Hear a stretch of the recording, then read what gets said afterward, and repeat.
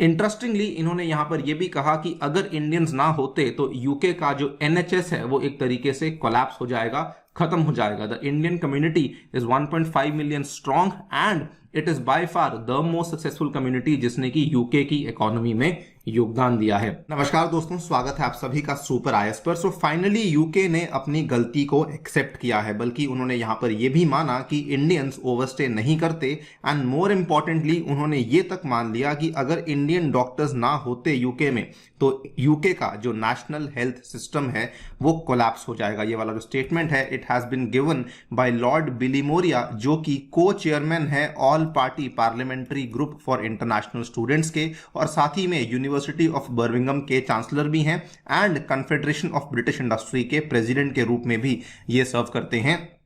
इनके द्वारा यहां पे स्टेटमेंट दिया गया है that only a tiny proportion of Indians overstay visas in the UK, बल्कि साथ में इन्होंने एक तरीके से चेतावनी भी दी है अपने यूके के ही जो बाकी एमपीज हैं कि आप लोग जो इस तरह के स्टेटमेंट्स दे रहे हैं इसका यूके को काफी बड़ा हर्जाना भी भुगतना पड़ सकता है। बात करेंगे what are the various reasons जिसके चलते ये वाला जो यूके के द्वारा एक तरीके से यू टर्न लिया गया है, जिसके चलते उन्होंने यहां पर यह कहा है कि इंडियंस ओवरस्टे नहीं करते हैं। आइए शुरू करते हैं दोस्तों मेरे साथ। मेरा नाम है अनिरुद्ध। यदि आप लोग इस लेक्चर की पीडीएफ को डाउनलोड करना चाहते हैं तो यहां पर दिए गए टेलीग्राम चैनल के माध्यम से कर सकते हैं। ऑल्सो टेक्स्ट बुक आपके लिए लेकर आया है स्कॉलरशिप टेस्ट, जिसमें कि आपको हिस्सा लेना है। इसका लिंक आपको नीचे डिस्क्रिप्शन में दिया गया है।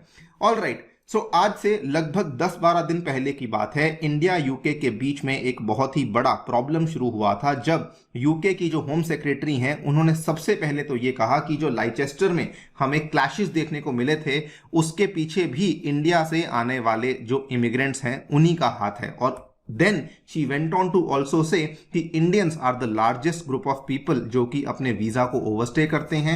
इन्होंने कहा कि इंडियंस यूके में आते तो हैं लेकिन वापस नहीं जाते और वीजा के जो रूल्स हैं उनको वायलेट भी करते हैं। उनके द्वारा ये स्टेटमेंट्स दिए गए थे जब उनसे पूछा गया कि क्या हमें स्टूडेंट्स और एंटरप्रेन्योर्स के लिए फ्लेक्सिबिलिटी लानी चाहिए जो कि इंडिया से आते हैं, तो इन्होंने कहा कि आई हैव सम रिजर्वेशंस। इन्होंने साथ में ये भी कहा look at migration in this country, the largest group of people who overstay, they are the Indian migrants and not just that, after saying this इन्होंने अगले ही दिन ये भी कहा कि हमें जो इंडिया यूके के बीच में होने वाला एफटीए है उसमें इंडियंस के लिए वीजास को नहीं बढ़ाना चाहिए। एंड इन्होंने साथ में ये भी कह दिया कि अगर यहाँ पे एफटीए के अंदर ऐसा प्रावधान रखा जाता है तो उस केस में मैं एफटीए को सपोर्ट करूंगी ही नहीं। लेकिन फाइनली इस पूरी की पूरी कहानी को अब यूके ने एक्सेप्ट किया है। उन्होंने कहा that only a tiny proportion of Indians are there who जो कि ओवरस्टे करते हैं visa in the UK. Statement दिया गया है लॉर्ड बिलीमोरिया के द्वारा। इन्होंने यहां पर सबसे पहले तो अपना डिसएग्रीमेंट एक्सप्रेस किया with UK home secretary Suella Braverman's comments, जिन्होंने कहा था कि इंडियंस सबसे बड़ा यहां पे गुट है जो कि ओवरस्टे करता है। इन्होंने कहा जी नहीं, ऐसा बिल्कुल भी नहीं है।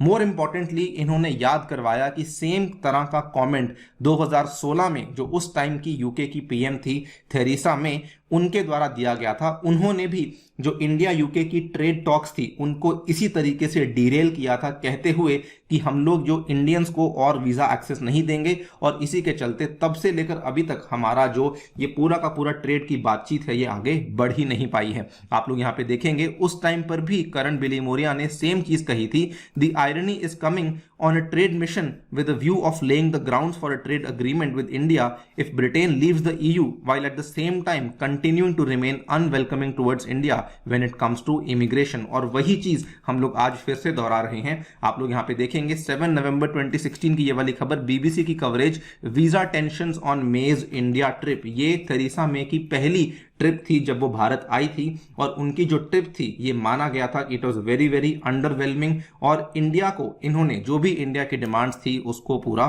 नहीं किया था।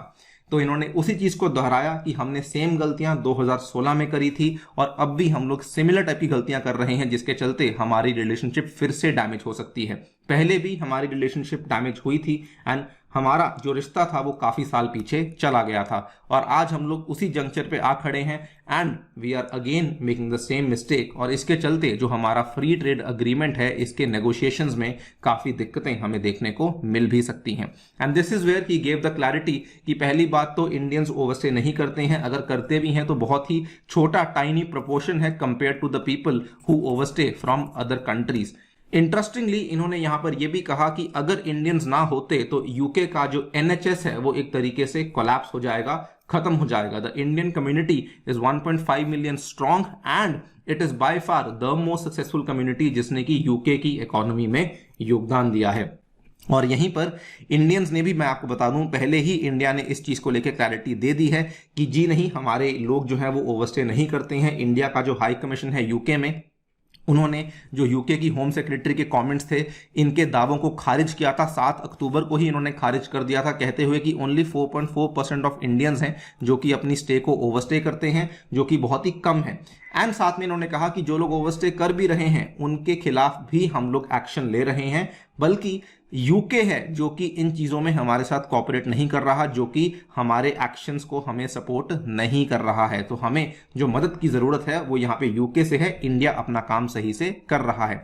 इंडिया ने तब भी कहा था अगर आप इस तरीके के कमेंट्स देंगे तो उसके चलते जो फ्री ट्रेड अग्रीमेंट है इसमें दिक्कतें हमें आ सकती हैं, आप लोग ऐसा ना करें। बट एज यू नो कि जो एफटीए है वो काफी हद तक डिरेल हो चुका है। कहा जा रहा है कि अब जो एफटीए है वो इस साल डेफिनेटली साइन नहीं होने वाला है, प्रॉबेबली मिड 2023 में वो साइन होगा, और वो भी जब तक ये सारे के सारे डिफरेंसेस जो है वो खत्म नहीं हो जाते हैं। कहीं ना कहीं सही भी है, बिकॉज यूके को इस एफटीए की बहुत ज्यादा जरूरत थी as compare to India, because India जो है वो यहाँ पे यूके को काफी कुछ ऑफर कर रहा है, लेकिन फिर भी यूके अपनी शर्तें लगाने से नहीं हट रहा है। आप लोग क्या सोचते हैं इस डेवलपमेंट के बारे में, डेफिनेटली बताइए हमें कमेंट सेक्शन में। जाने से पहले बता दूं दोस्तों, टेक्स्ट बुक आपके लिए लेकर आया है सुपर कोचिंग, जिसके चलते आप लोग अपने घर बैठ के इंडिया के टॉप इंस्टीट्यूट की मदद से अपनी तैयारी को शुरू कर सकते हैं, जिसमें कि आपको सभी टीचर्स के कोर्सेज देखने को मिलेंगे। हमारे द्वारा भी आपको कोर्सेज जैसे कि मेरा साइंस एंड टेक कोर्स देखने को मिलेगा, और इन सभी चीजों में आपको 25% का डिस्काउंट मिलेगा अगर आप लोग मेरा कूपन कोड अनिरुद्ध यूज करते हैं। इफेक्टिव कॉस्ट आपको पड़ेगी